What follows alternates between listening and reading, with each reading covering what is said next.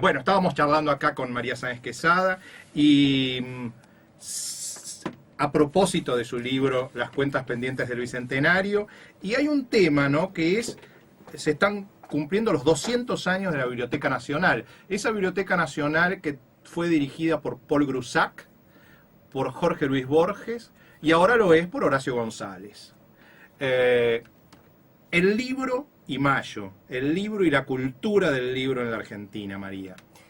Uno puede sorprenderse al pensar que esa primera junta que estaba enfrentando en septiembre del año 1810, ese conflicto en el interior, en el Alto Perú, en Montevideo, que estaba llena de dificultades por todos lados, tomara la iniciativa, firmada por todos, ¿no es cierto?, pero bajo el protectorado de Mariano Moreno, de crear una biblioteca nacional, que se llamaba Biblioteca Pública, y que funcionó en la Manzana de las Luces, porque era el único edificio que venía de la época de los jesuitas y que era propio para tener varias salas dedicadas a los libros.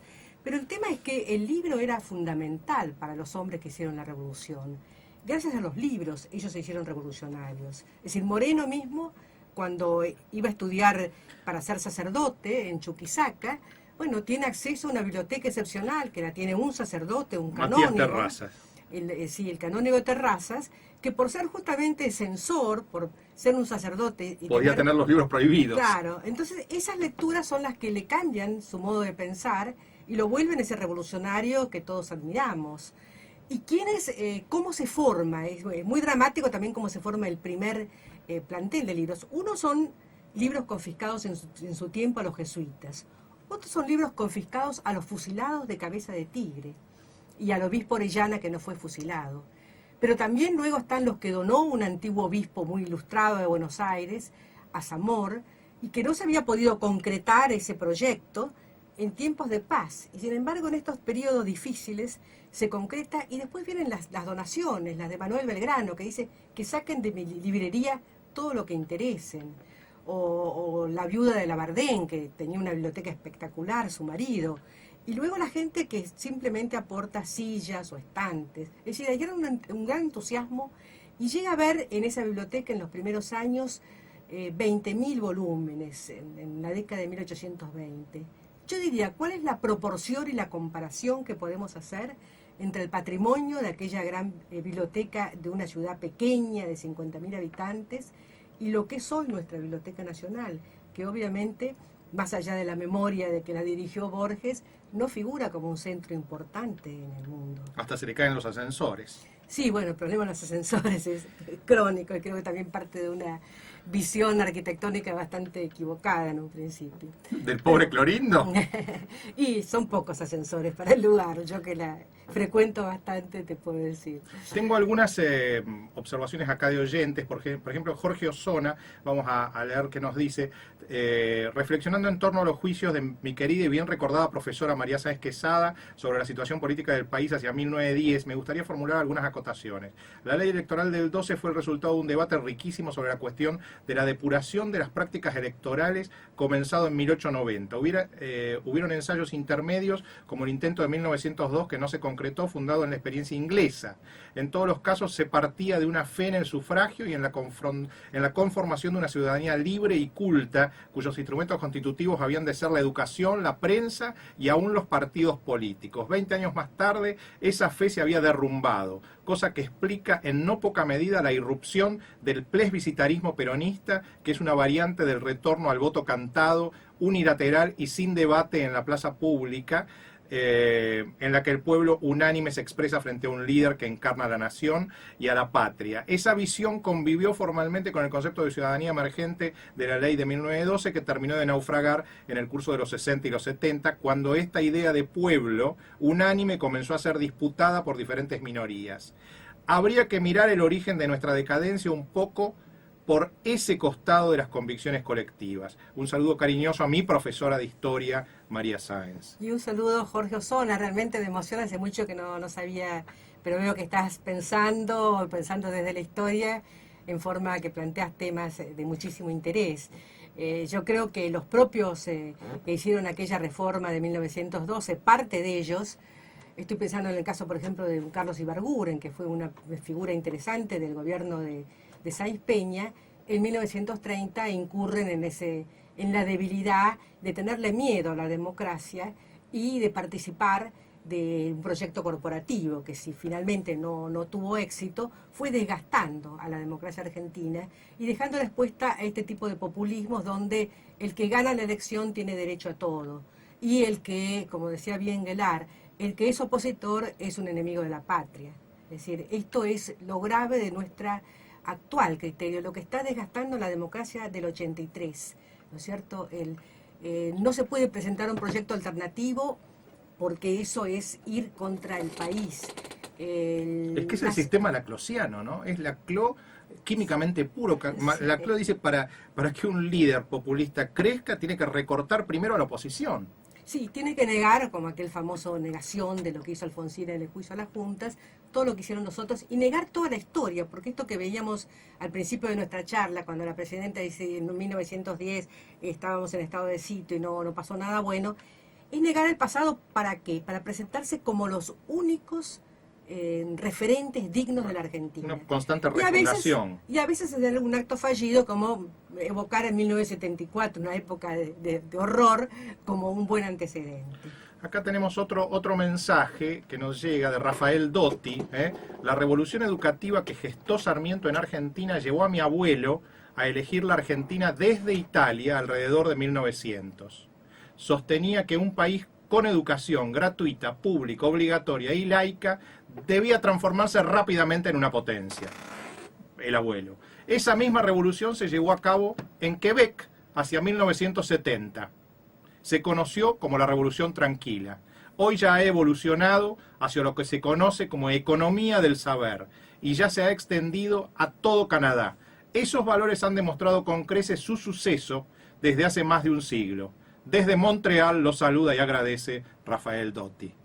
El abuelo vino acá y él fue para allá. Y agrega, hay quienes no hemos querido cometer el error del que habla Vargas Llosa y nos ha costado el autoexilio. Un precio caro a pagar para no resignarse. Es muy doloroso la idea de que para vivir mejor, ¿no es cierto?, ahora es necesario emigrar a Canadá o a Europa o a otros países. Y yo me pregunto, ¿cuál sería la prioridad de Sarmiento en este momento? Porque la suya fue esa instrucción general, básica, y muy relacionada con el trabajo, ¿no es cierto? Eso fue y es interesante que los inmigrantes mismos, el caso de este abuelo, pensaran en la Argentina por eso, ¿no?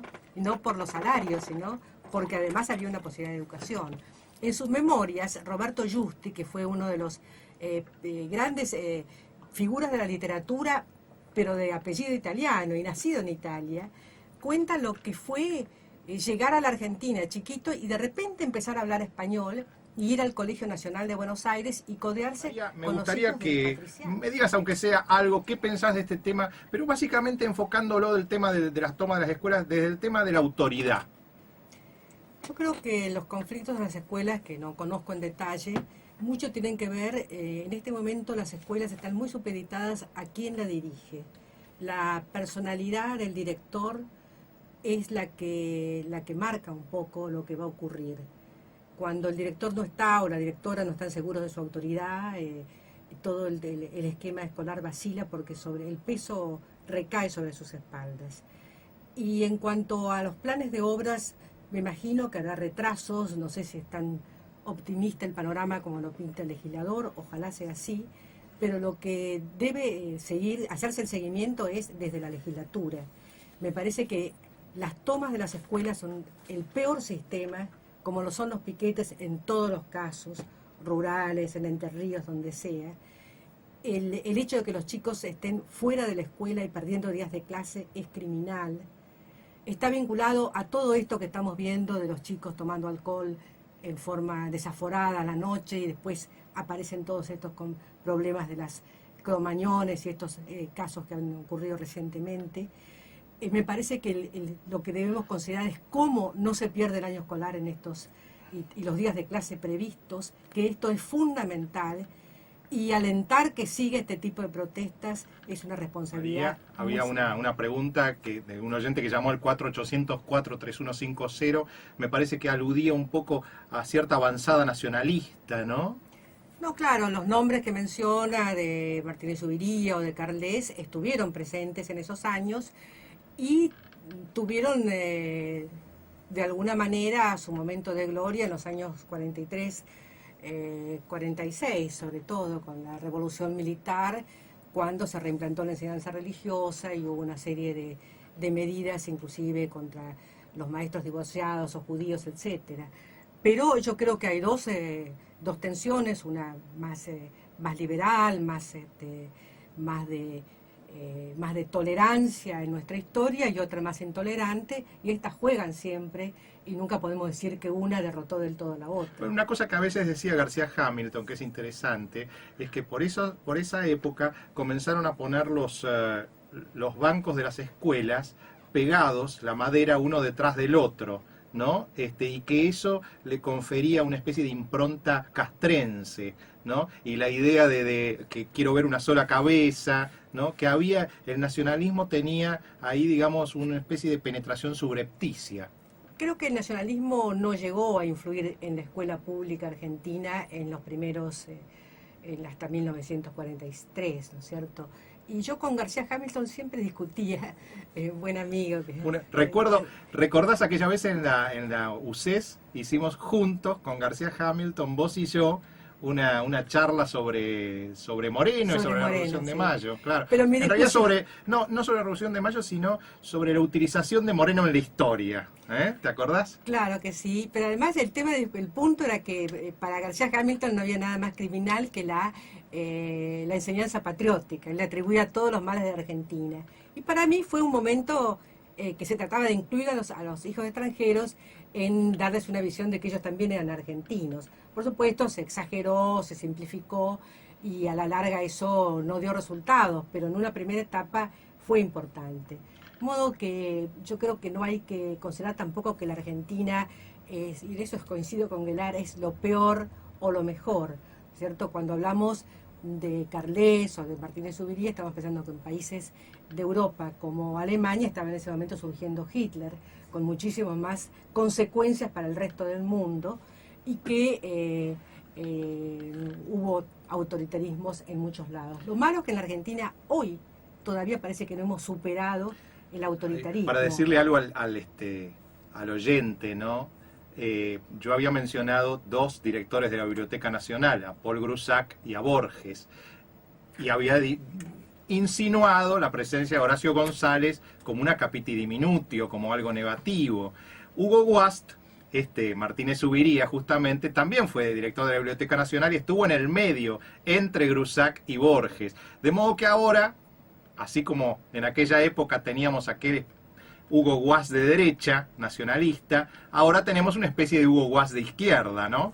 Yo en esto recuerdo a Héctor Llanover, el dueño de la biblioteca, de la librería Norte, gran amigo, que me decía que él fue también director de la biblioteca, y me decía que Hugo Guast fue muy buen administrador en la biblioteca.